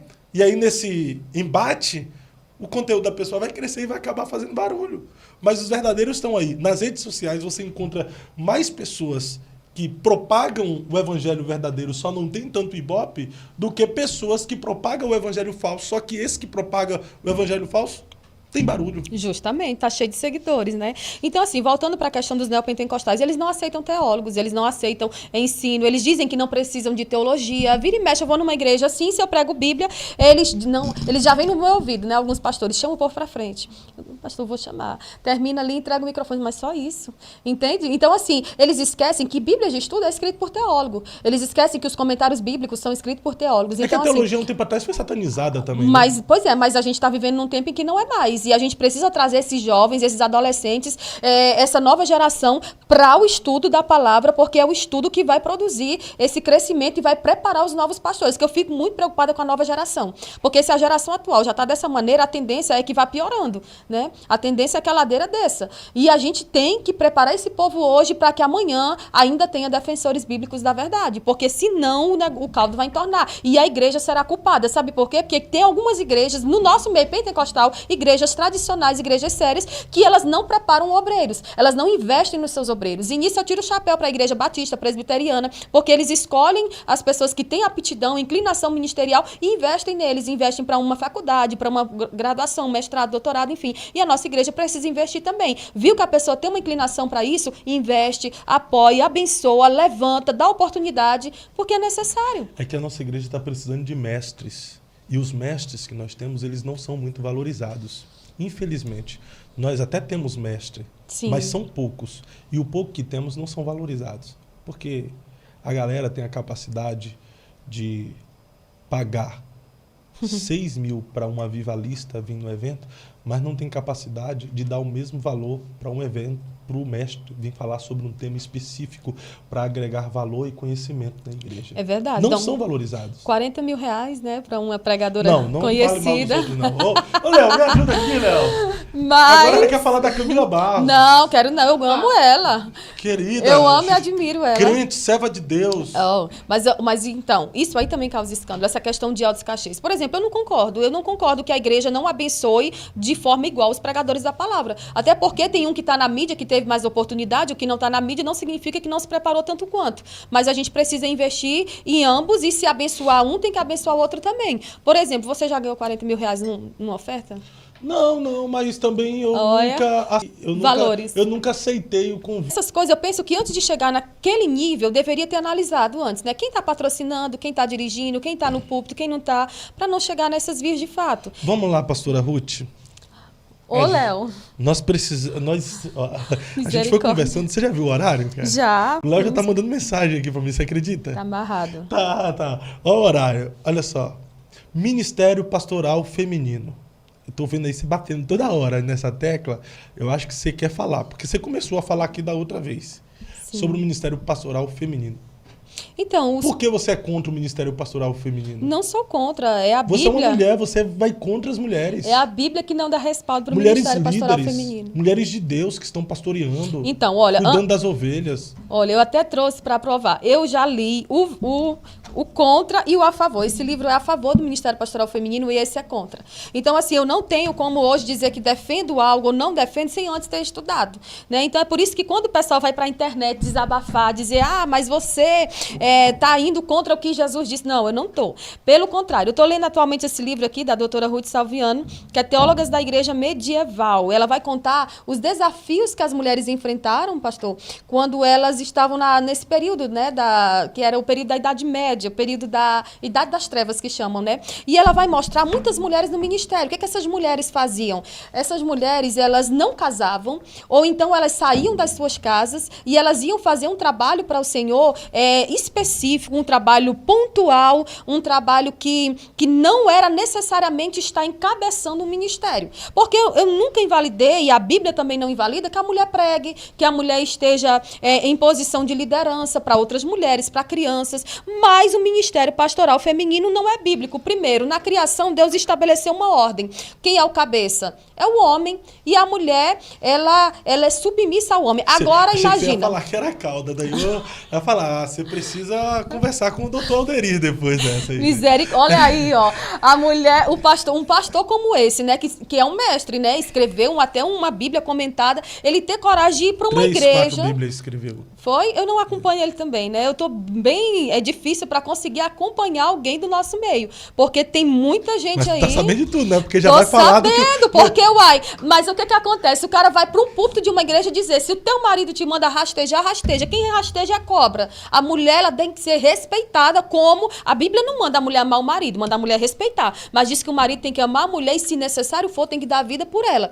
Então, a gente precisa tomar cuidado com esse linguajar. Porque tem um linguajar crentez, mas também tem um linguajar diaboliquez, né? Porque isso aí é uma coisa diabólica. A mulher não tem coisa nenhuma que está se rastejando aos pés do marido. E ser submissa não é rastejar, não? Não é não. Ser submissa é entender que o marido está numa posição de autoridade. Por exemplo, como é que o meu marido manda em casa e eu vou mandar na igreja nele? Porque não adianta. Olha, eu falei que ministério, missionário, todos somos missionários. O missionário, uma diaconisa, ela pode... o pessoal diz assim, mas isso aqui não está na Bíblia. Não tem na Bíblia o nome, por exemplo, missionário. Por que você é missionária?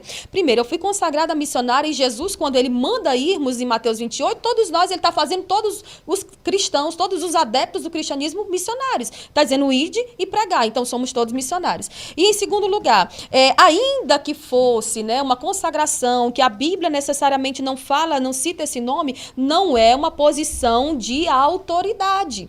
E o pastor, ele é uma posição de autoridade na igreja. E a pastora não? Não, não existe pastora por causa disso, porque a mulher não foi chamada para estar em posição de liderança, de autoridade. No Antigo Testamento, todos os homens que Deus levantou, Deus fez aliança com quem? Abraão, Isaac e Jacó. Deus fez uma aliança com Noé, por exemplo, que não ia mais destruir a terra com água. Deus fez uma aliança com Abraão, Isaac e Jacó. Aí vem o José. Aí o povo de Israel desce para o Egito. Deus levanta Moisés. Moisés morre. Deus levanta quem? Josué. E por aí vai. Deus vai levantando juízes. Aí no meio dos juízes se levanta uma mulher, Débora. Eu, Débora, me levantei, né, como profetisa em Israel. Ela era uma mulher que Mas pode ser profetisa e não pode ser pastora? Ela era uma mulher que julgava conflitos. Ela profetizava, mas ela não exercia ensino de autoridade sobre o povo. Por exemplo, ela foi juíza por causa da omissão dos homens. Aí alguém foi para os comentários da página lá que publicaram o vídeo. Mas hoje os homens também estão se omitindo. Mas ela não convocou, por exemplo, ela não tomou essa posição de cabeça porque não foi ela que convocou o povo para a guerra, foi Baraque. E quando Baraque se recusa a fazer o que ele precisa, ela vai fazer o quê? Ela vai confrontar. Quando ele insiste, né? Não, mas se você não for, eu não vou. O que ela vai dizer? Ela vai repreender para que ele tomasse a sua posição. Então, assim, não existe respaldo para ministério pastoral feminino na Bíblia. Mas ali na Bíblia, lá em Romanos 16, Paulo cita várias mulheres. Eram mulheres que estavam em posição de serviço e não de liderança como pastoras. Entendi. Mas existem as mulheres que pastorearam na Bíblia, não existe? Animais, sim. Mas quem pastoreou o animal não pode pastorear a gente, não? Não. Por que não? Porque não é bíblico. A Bíblia não está dizendo isso. Se a Bíblia não diz, a gente não fala. Existe gente mais teimosa do que animal, poxa. Olha, a Bíblia vai falar, voltando a falar sobre Débora. Débora, ela não vai liderar ali no período da guerra, ela não vai liderar. Baraque vai fazer isso. Os filhos de Israel, eles subiam ela para juízo, mas aquela palavra ali, julgar, ela não significa ensinar, ela não significa governar. Aquele julgamento de Débora era para decidir controvérsias, não era nada numa questão de liderança mesmo. A gente precisa dar nome aos bois, a gente precisa colocar cada coisa no seu lugar. Por exemplo, a questão desse livro aqui, as mulheres eram líderes na época, mas elas faziam, sabe que tipo de trabalho? O trabalho que as mulheres pastoras hoje não querem fazer na grande maioria, porque hoje algumas mulheres pastoras que eu conheço, que só existem no nosso meio pentecostal e neopentecostal, essas mulheres, elas estão em posição de liderança, né? De mandar, de dar ordens. Não existem comunidades que não se intitulam nem como pentecostal, nem neopentecostal, e elas são pastoras. Mas isso aí é de uma cultura, já vem de uma cultura americana. Não havia. Olha, se você olhar na história da igreja, não existiam pastores. Jesus não levantou nenhuma... Então, se não é bíblico, não deve ser? Com certeza não. Jesus não levantou nenhuma discípula para andar com ele. Tinham as mulheres que o serviam, mas elas não tinham posição de ensino, de liderança. Uma outra coisa... Então, se a mulher se intitula pastora, ela está pecando? Sim, ela tá pecando? Não, escuta, se a mulher se intitula pastora, ela está trazendo para ela uma posição que Deus não chamou ela para exercer. E ela pode ser penalizada com isso na eternidade? Isso aí é só o Senhor que pode dizer. É porque, tipo assim, eu vejo as pessoas discutindo. Ah, não deve ser pastora. Outros dizem, deve ser pastora. Mas o que vale não é o trabalho que a pessoa está desenvolvendo para o reino? É o que eu te falei da outra vez. Antes. Tem muita coisa que está dando certo que Deus não aprova. Né? Então, assim, o crivo não é esse. Porque está dando certo, porque eu estou ganhando, porque está produzindo, não. Então, se Deus não está aprovando, quer dizer que isso compromete a salvação da pessoa, não? A Bíblia ela não me dá respaldo para isso. E a Bíblia também ela não assegura de que alguma coisa, só porque está dando certo, vai ser aprovado por Deus no final das contas. Por exemplo, Jesus poderia ter escolhido uma mulher para caminhar com ele. Ele escolheu 12 apóstolos. Quando Judas trai ele, ali o que fizeram? Levantaram quem? Matias. Não levantaram, por exemplo, Maria Madalena, que já andava com ele. Mas foi uma mulher que foi a responsável, estava todos os 11 discípulos ali presos, dentro de um quarto, atemorizados quando Jesus ressuscita, e ela vai lá e leva a palavra. Mas sim, isso aí é apenas uma propagação, isso dá respaldo, inclusive, para a mulher pregar a palavra, mas não para pastorear. Então, a gente não precisa, por exemplo, uma função na minha casa que só meu marido faria, subir em cima de casa para tirar uma goteira. Eu preciso fazer essa função que ele tem que fazer, que é como homem ele deve fazer, para provar que eu sou igual a ele, porque quando a Bíblia vai dizer que diante de Deus não existe nem homem, nem mulher, nem servo, nem livre, nem judeu, nem grego, o que ela está querendo dizer? Aquilo ali é para salvação, não é para liderança, não é para o pastoreio. Por exemplo, lá em Atos 1:23, eles levantaram Matias, né, como discípulo, não levantaram uma mulher. E por aí vai. Se você olhar durante toda a história da igreja, Paulo vai falar sobre o padrão bíblico para pastor, que é masculino. Então, biblicamente, não existe ministério pastoral feminino. Feminino para pastorear, não. Mas a sua visão como Ruth, hoje, você disse que teve agenda cancelada por não concordar com o ministério pastoral feminino. Pois qual a sua visão, assim, hoje, dentro da nossa cultura, dentro do contexto que a gente vive, que existem muitos homens banana, tem gente que não consegue liderar nem a sua própria casa. Em contrapartida, existem mulheres aguerridas e guerreiras que estão desenvolvendo um trabalho de excelência para o reino, ganhando vidas, orientando, pastoreando, tirando pessoas da garganta do inferno e transportando com a graça de Deus para fazer uma triagem, para ir para o céu. Sua visão hoje a respeito do ministério pastoral feminino. Biblicamente, não é, mas você... Como é que você vê? A minha visão é que eu não preciso, para que eu traga frutos para o reino, para que eu traga vidas para Cristo, eu não preciso necessariamente estar dentro de uma igreja exercendo um ministério e uma função pastoral. Vou te dar um exemplo. Na cidade que hoje eu resido, tem uma mulher que lidera uma casa de oração na mesma igreja. Por 2 anos consecutivos, ela tentou me agendar para ir nessa igreja. Só que chega alguém e diz assim, ela já fala comigo, já marca a data, mas alguém chega assim e diz assim, não, eu estou sentindo que é alguém, eu estou sentindo que é outra pessoa. E aí a pessoa se deixa levar por isso. As mulheres, elas se deixam levar muito mais fácil. Então, assim, hoje... Pela emoção, ela é muito emotiva, sim. né? Então, hoje, se a mulher quer exercer algo para o Senhor, que ela faça isso debaixo de uma cobertura. Por exemplo, os Gideões têm uma missionária na África que ela faz batismo, ela está ali liderando uma igreja, Deus, né? A missionária Márcia. Márcia, né?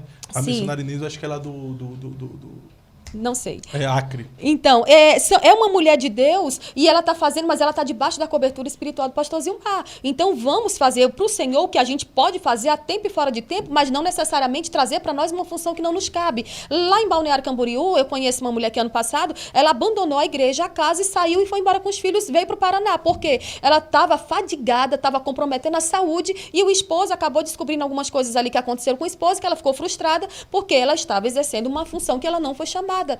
Eu vejo muitas mulheres, inclusive pastoras, vamos supor, a Viviane Martinello é uma pastora, mas ela está debaixo da cobertura do marido. Assim também a Thalita Pereira. A Nayane. E por várias mulheres de Deus que eu vejo hoje recebendo esse título de pastora, porque eu não sou contrária de que a mulher do pastor seja chamada de pastora, se bem que a mulher do médico não é chamada de médica, né? Se bem que não é porque você é pastor que sua mulher tem que ser chamada de pastora, mas se Mas é uma... dentro de um contexto ministerial, a mulher do pastor está auxiliando o pastor no ministério. Sim, ela é uma pastoral. auxiliadora. Então, não necessariamente uma pastora. Mas se você faz isso por honra, tudo bem. Mas dizer que a mulher ela pode estar ali numa posição que Deus não chamou ela para estar, não chamou ela para ocupar, é bem contraditório. Porque se a Bíblia não dá respaldo, por exemplo, quando Jesus escreve aos anjos da igreja em Apocalipse 7, Sardes, Esmirna, Filadélfia, Tiatira e por aí vai. Ele fala ao anjo da igreja. Ele não se dirige à igreja, ao povo. Ele se dirige ao anjo da igreja. Então é um pastor. O que Paulo vai dizer? Marido de uma só mulher, ele tem que ser apto,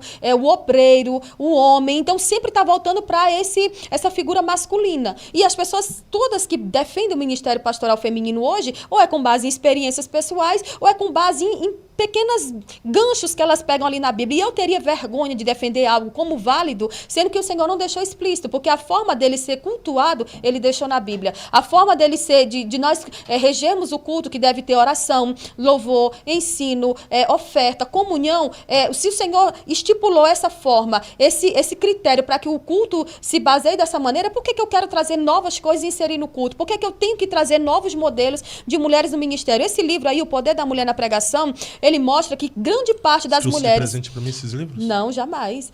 Não empresto o livro é igual não, marido. Não pedi emprestado, eu perguntei se você trouxe nem de presente. dado. Esse livro, O Poder da Mulher na Pregação, conta que as mulheres americanas, quando se levantavam para pastorear, algumas delas, elas eram ignoradas pelas próprias mulheres dentro da igreja, que elas não queriam respeitar, elas me devolvam. E assim, haviam casos extremos em que essas mulheres estavam pregando e as mulheres dentro da igreja viravam as costas para elas, porque não queriam ser pastoreadas por elas, por mulheres. Então, para que eu vou sobrecarregar minha alma de tanta coisa, de tanta fadiga, sendo que eu já tenho meus problemas externos, para trazer para mim o título que não me cabe? Não tem necessidade. A gente não precisa chegar a esse ponto. Agora, Tito vai dizer que as mulheres mais velhas têm que ensinar as mais novas. E aí há uma área que está em grande deficiência na igreja. Cadê as mulheres mais velhas para ensinar as mais novas? Ensinadoras, né? Cadê as mulheres mais velhas que vão ensinar não só com exemplo, mas também com a Bíblia, com a teologia também? Porque a gente não vê. Então, assim, por isso está se criando uma nova geração de mulher mimada, que qualquer coisa que acontece no casamento, eu vou largar esse marido por incompatibilidade, por afinidade, que a outra vez que eu tive aqui, eu não falei que o novo casamento é respaldado para todos os casos, inclusive, né? Que fique bem claro, para fechar aqui essa questão. Hoje a gente está vendo em massa, hoje não tem mais diferença entre a porcentagem de divórcio na igreja e no contexto secular. Por quê? Porque o povo não está sendo ensinado. E essas mulheres mais velhas, elas precisam ensinar as mais novas, mas... E você está começando a ensinar, né, Ruth? Pois é, já estou ficando velha. Então é necessário que a gente traga as coisas para essa seriedade, porque cadê as mulheres? Não tem uma disputa numa porta de UTI de um hospital.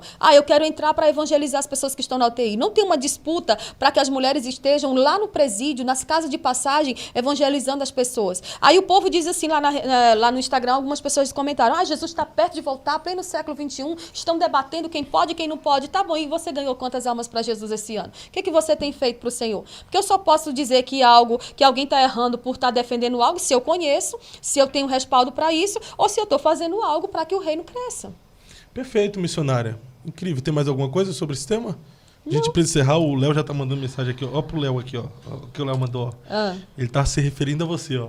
Áudio 2 vezes, sabe aquele áudio? Sério? Aí colocou Mas assim, ó. que injusto. Aí colocou assim, daí vem tu, menos 30. Ele tá dizendo que eu sou lento. É forte. Ele tá dizendo que você fala rápido e fala bem, e ele tá dizendo que o meu raciocínio é lento, ô Léo. Achei que você era meu amigo, Tem cara. que rever essa amizade. Você Tá tomando algum remédio? Rapaz, tá dizendo que eu tô lento. Olha aí.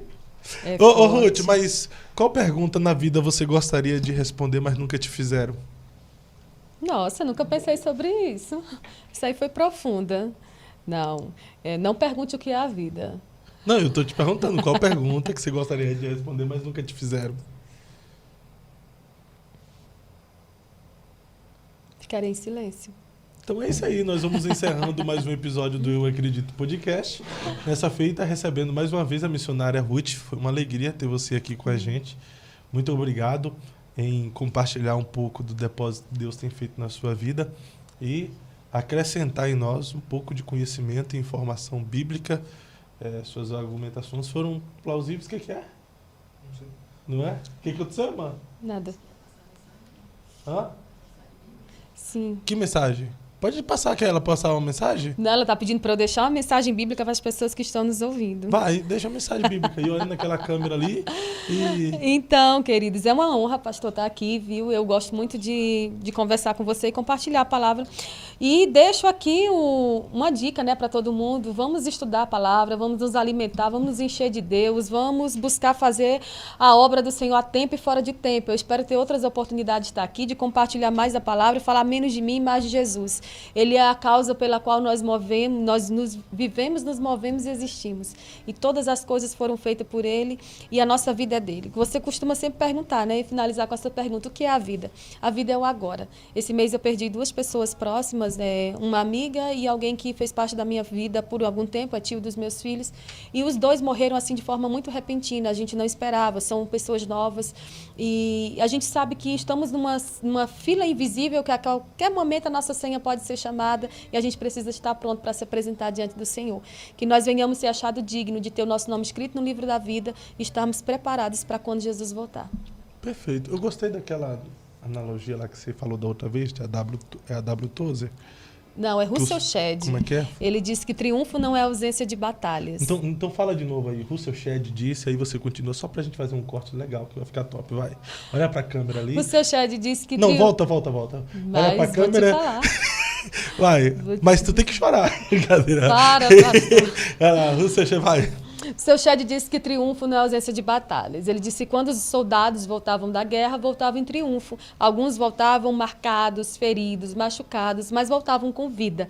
E ele disse que no grande dia do Senhor, nós também estaremos lá. Alguns chegarão feridos, machucados, pelas perdas da vida, pelas lutas que enfrentaram, pelas rejeições que sofreram, pelas portas fechadas que receberam também, pelas injustiças cometidas contra eles. Mas quando chegarmos lá, nós vamos nos esquecer de tudo que ficou para trás, porque finalmente nós estaremos lá. Que o Senhor abençoe grandemente a tua vida e que o Senhor nos conduza em vitória até chegar diante dele. Ruth, obrigado.